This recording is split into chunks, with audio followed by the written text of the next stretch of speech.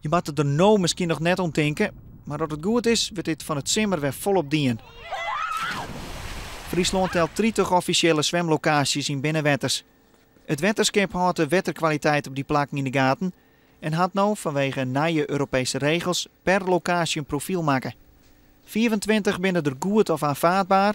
Op 4 locaties is de waterkwaliteit min.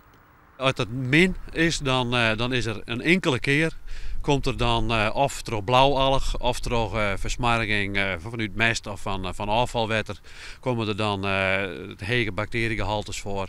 Werd er het advies wordt om daar net te zwemmen of soms zelfs een zwemverbod volgt. Het gaat om 2 locaties onder Burgermermar, een plak onder Hegermar en bij de Liets en Grutte Wielen.